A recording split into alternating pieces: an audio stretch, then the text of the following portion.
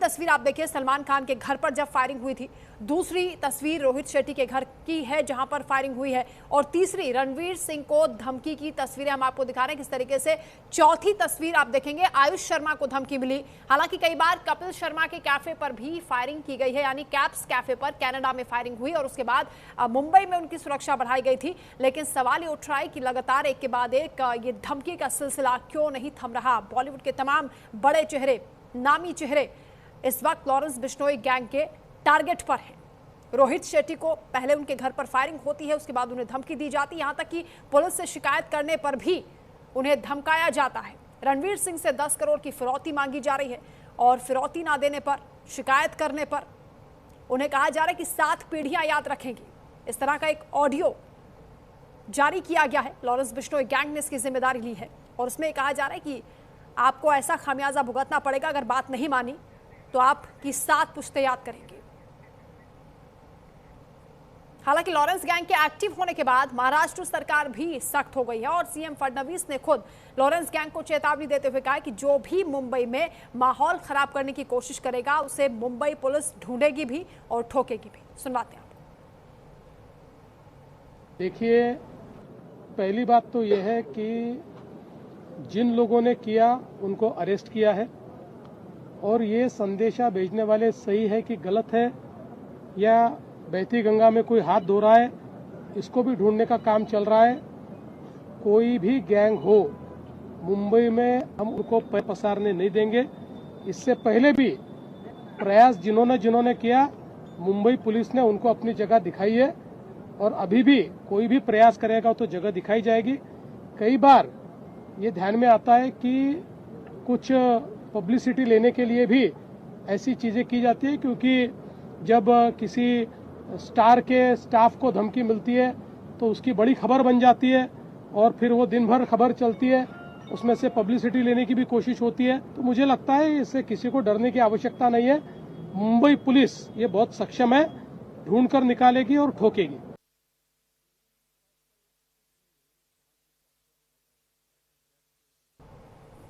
तो एक के बाद एक लगातार धमकियां मिल रही हैं। सवाल यही उठ रहा है कि क्या लॉरेंस गैंग मुंबई में नया अंडरवर्ल्ड बनाने की तैयारी में है। गैंगस्टर बॉलीवुड के बड़े चेहरों को टारगेट कर रहे हैं। हालांकि मुख्यमंत्री देवेंद्र फडणवीस ये भरोसा दे रहे हैं कि मुंबई पुलिस पूरी तरीके से सक्षम है, ऐसे लोगों को ठोका जाएगा, उनके खिलाफ सख्त कार्रवाई की जाएगी और बॉलीवुड सितारों को सुरक्षा की वो बात करते हुए दिखाई दे रहे हैं।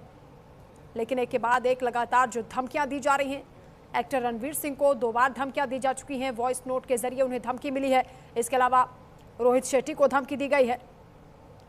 सिलसिलेवार ढंग से हम आपको बताते हैं, फरवरी 2026 में रोहित शेट्टी के घर के बाहर फायरिंग होती है और जनवरी में सिंगर बी प्राक को लॉरेंस गैंग की ओर से धमकी मिलती है। दिसंबर 2025 में भोजपुरी स्टार पवन सिंह को धमकी दी गई थी। अक्टूबर 2025 में सिंगर हंसराज रघुवंशी को लॉरेंस गैंग ने धमकाया था। अक्टूबर 2025 में कनाडा में कपिल शर्मा के कैफे पर फायरिंग होती है। सितंबर 2025 में बरेली में दिशा पाटनी के घर पर फायरिंग हुई थी। अगस्त 2025 में कनाडा में कपिल शर्मा के कैफे पर फायरिंग हुई थी। इससे पहले जुलाई में भी कपिल शर्मा के कैफे कैप्स कैफे पर फायरिंग की गई थी। इससे पहले मई 2025 में रैपर एमिवे को भी लॉरेंस गैंग की ओर से धमकाया गया था। अप्रैल 2025 में मुंबई में सलमान खान के घर के बाहर फायरिंग हुई थी, आपको याद होगा। सितंबर 2024 में वैंकूवर में सिंगर एपी ढिल्लो के घर के बाहर फायरिंग होती है। नवंबर 2023 में कनाडा में गिप्पी ग्रेवाल के घर के बाहर भी गोलियां चलती हैं। सितंबर 2023 में हनी सिंह को भी गैंगस्टर ने धमकाया था। तो ये सिलसिला थमता हुआ दिखाई नहीं दे रहा, इसलिए सवाल उठ रहे हैं कि आखिर लॉरेंस बिश्नोई गैंग के निशाने पर ये सितारे क्यों आ रहे हैं।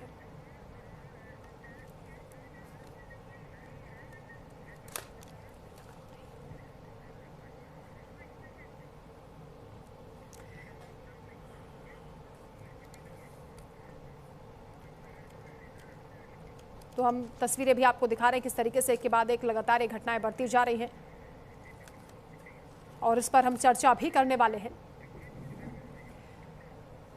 खास मेहमान हमारे साथ जुड़ चुके हैं, परिचय आपसे करा देते हैं। वेद भूषण जी हमारे साथ जुड़ रहे हैं, पूर्व एसीपी हैं दिल्ली पुलिस के, आपका स्वागत है। जूही अरोड़ा जी एडवोकेट सुप्रीम कोर्ट की कुछ ही देर में हमारे साथ जुड़ेंगी। सीमा कौसर जी हमारे साथ जुड़ गई हैं, सामाजिक कार्यकर्ता हैं, आपका स्वागत। सुशील वकील जी वरिष्ठ पत्रकार हैं, आपका भी स्वागत है।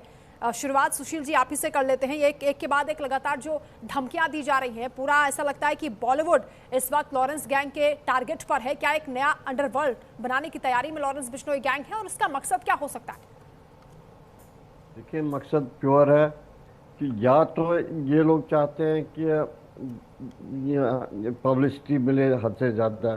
दूसरा चीज़ है पैसा, क्योंकि बॉलीवुड के जो एक्टर है इनके पास काफ़ी पैसा है, इसलिए जितने भी गैंगस्टर हैं इनके पैसों के ऊपर नजर रहती है जी। ये जो लेटेस्ट रणवीर कपूर का मसला ले लीजिए, इसकी जो पिक्चर धुरंधर आ गई, धुरंधर ने कम से कम 1000 करोड़ से ऊपर की कमाई की। और दूसरी भी नहीं, रणवीर कपूर जी की फिल्म आ रही है जिसमें भी आशक है कि वो भी काफ़ी पैसा कमाएगी, इसलिए लेटेस्ट जो धमकी उन्होंने दे दी वो रणवीर कपूर जी के ऊपर थी। इनका एक मकसद होता है कि पैसा कमाना, और दूसरा जो मकसद है वो है कि सुपरमैसी, कि जितने भी बाकी गैंग्स वगैरह है उन पे अपना दबदबा रखना और उनको धमकाना, डराना। दूसरा होता है कि कुछ बॉलीवुड एक्टर्स वगैरह भी होती है, प्रोड्यूसर वगैरह, जिनको पर्सनल रजिश भी होती है, वो भी इनका इस्तेमाल करते हैं। और इसके बावजूद ये चीज़ पहली बार नहीं है कि बॉम्बे में ऐसा हो रहा है। अब 90s का दशक ले लीजिए, 80 से लेकर 90s तक कितने बॉलीवुड में पहले भी राकेश रोशन जी के ऊपर भी हमला हुआ था, गोली लगाई गई थी, जो उसमें वो बच निकला। ऋषि कपूर को भी धमकाया जाता था, फिर संजय दत्त जी को भी धमकाया गया। ये चीज़ें बॉम्बे में चलते हैं, लेकिन उस टाइम और इस टाइम में ये फ़र्क है, उस टाइम जो धमकियाँ मिलती थी वो बॉम्बे बेस्ड या जो डॉन्स थे, चाहे या अपना दाऊद इब्राहिम था, छोटा शकील था, छोटा रंजन था, ऐसे लोग थे जो बॉम्बे बेस्ड थे। लेकिन आजकल के जो गैंगस्टर्स हैं वो बॉम्बे से ऑपरेट नहीं करते हैं, बल्कि नॉर्थ इंडिया से ऑपरेट करते हैं, जेलों से ऑपरेट करते हैं, और यहाँ तक कि दुबई वगैरह से भी वो ऑपरेट करते हैं।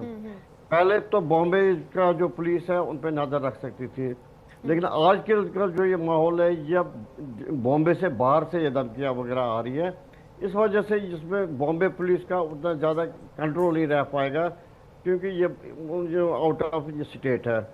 लेकिन एक और चीज़ है कि जैसे आज कल परसों बॉम्बे जो फिल्म प्रोड्यूसर्स एसोसिएशन है, उन्होंने भी ये चिट्ठी फडणवीस जी को लिखी, मुख्यमंत्री को, कि अगर यही हाल रहा जिस हिसाब से हमारे प्रोड्यूसरों को भी धमकियाँ वगैरह मिल रही है, ऐसा समय आएगा कि बॉम्बे में सबसे जो माया नगरी है जहाँ पैसा काफ़ी आता है फिल्मों से, ऐसा ना हो कि यहाँ के प्रोड्यूसर किसी और देश में यहाँ से बॉम्बे छोड़ के चले जाएंगे। बिल्कुल सीमा जी, ये चिंताजनक है जिस तरह के एक के बाद एक लगातार धमकियां दी जा रही हैं और बॉलीवुड के बड़े चेहरों को टारगेट किया जा रहा है।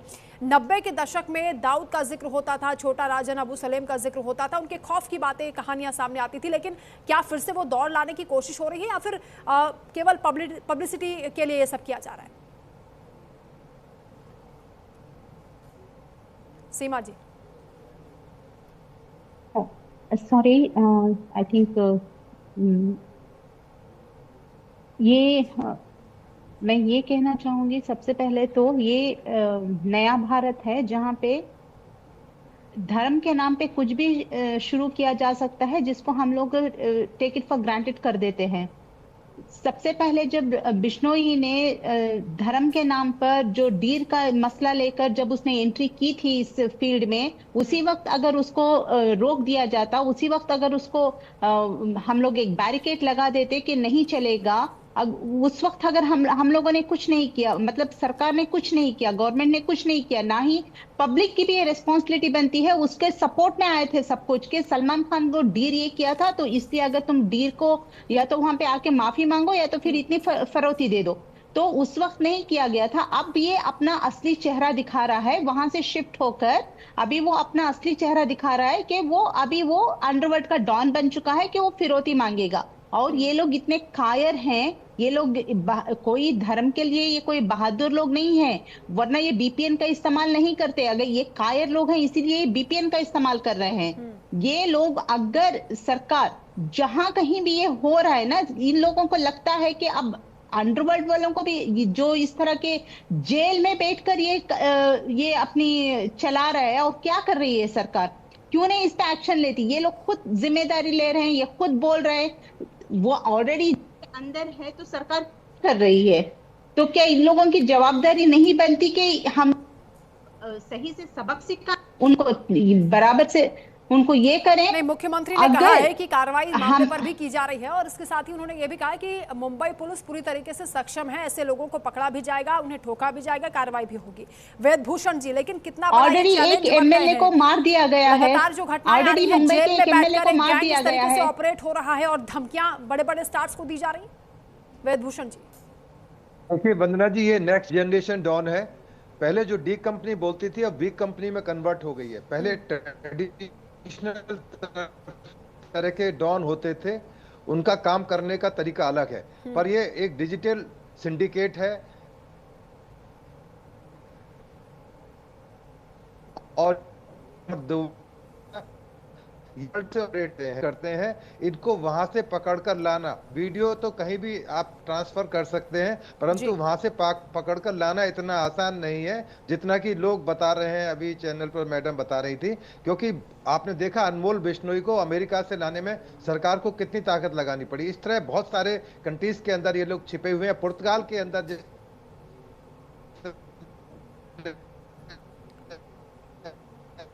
हुई है या तमाम मैसेजेज आए तो आदमी को ला सकते हैं, नहीं ला सकते। कुछ देश के साथ में हमारी ट्रीटी होती है, कुछ के साथ नहीं होती है, तो इतना आसान नहीं है। कह देना टेलीविजन पर आसान है कि पुलिस कुछ नहीं कर रही है। अभी दिल्ली के अंदर एक ऑपरेशन ब्रस्ट चलाया गया जिसमें 854 क्रिमिनल गिरफ्तार हुए, जिसमें से 220 क्रिमिनल गैंग्स के साथ में अटैच थे, उससे बड़ी मात्रा में कैश और तमाम तरह के वेपन्स रिकवर हुए हैं। तो ये कह देना कि पुलिस कुछ नहीं कर रही है या ये आराम से घूमते रहेंगे, इतना आसान नहीं है। अभी आप खुद ही बता रही थी कि खुद लॉरेंस बिश्नोई जेल के अंदर बंद है, उसका भाई अनमोल बिश्नोई जेल के अंदर है, और जो बड़े गैंगस्टर्स हैं अभी इनके गुर्गे हैं। अब वो जो एक्स सीएम साहब का आप जो दिखा रहे थे, वो खुद भी कह रहे हैं कि जरूर नहीं कि ये लॉरेंस बिश्नोई के कहने पर किया जा रहा हो, पहले भी ऐसा होता रहा है। बॉम्बे के अंदर पूरे फिल्म इंडस्ट्री के अंदर कोई भी टटपूंजिया आदमी आकर डॉन के नाम पर धमकी देता था, तो ये तमाम चीज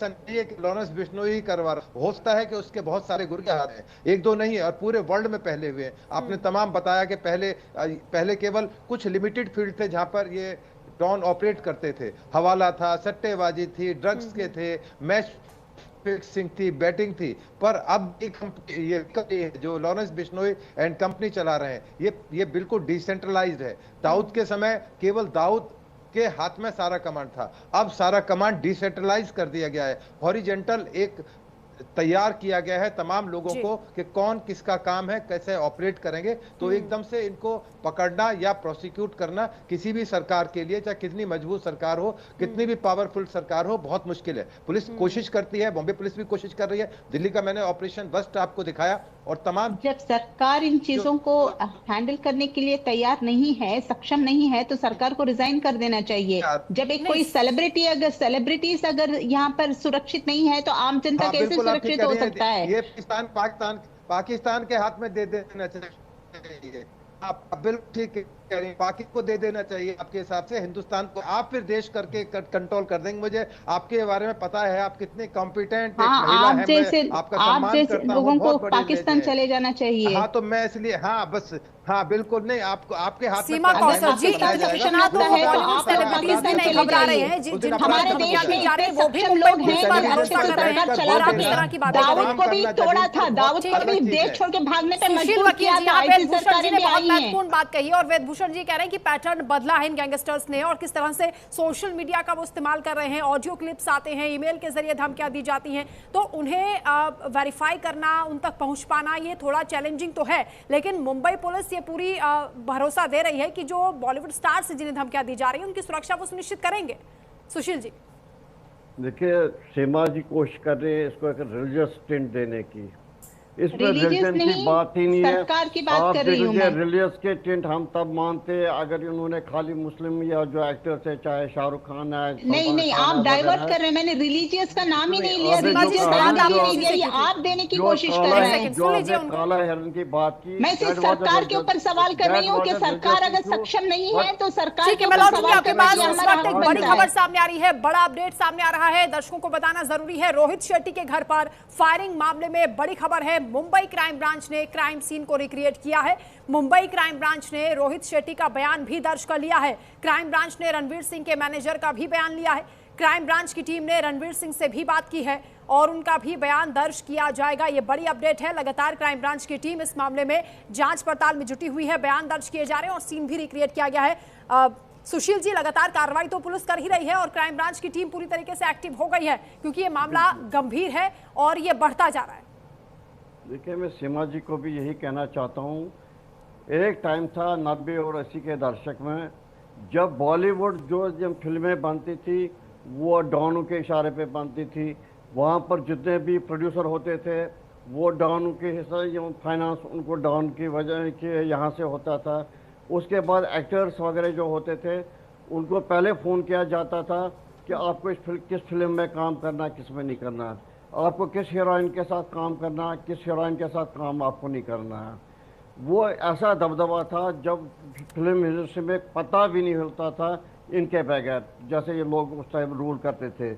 लेकिन बॉम्बे पुलिस ने फिर देख लीजिए सबको ख़त्म करके इंडस्ट्री को फ्री कर दिया। आज सीमा जी बता दे, बॉम्बे में कौन सा ऐसा डॉन है, कौन सा ऐसे पार्टी है या वगैरह या गैंग्स है जो बॉम्बे के जिनको धमकी दे रहे हैं। ये जो धमकियाँ वगैरह आ रही है, ऑनलाइन आ रही है, इसमें भी बहुत सारी धमकियाँ ऐसी हैं जो जेन्युइन नहीं है। क्योंकि बहुत सारे लोग ये चाहते हैं कि हम फ़ोन करेंगे वहाँ पर कि दिन भर टीवी पे हमारा नाम आता रहे, हमारी न्यूज़ चलती रहेगी, देखो जी धमकी आ गई। आप बता दीजिए, इतनी जो धमकियाँ मिली, जो शूटिंग वगैरह हुई वो खाली उनके मकान के बाहर हुई, वो भी डराने और धमकाने के लिए, क्योंकि उनको पता है कि इनके पास पैसा अगर 3 करोड़ नहीं देंगे, कम से कम 50 लाख, 10 लाख, 20 लाख कुछ न कुछ देंगे ही देंगे। बाकी ये जो कह रहे हैं कि पुलिस ये नाकाम है, सरकार ये नाकाम है, ऐसी बात नहीं है। सरकार भी अपनी जगह काम कर रही है, लेकिन जिस हिसाब से फैल रहे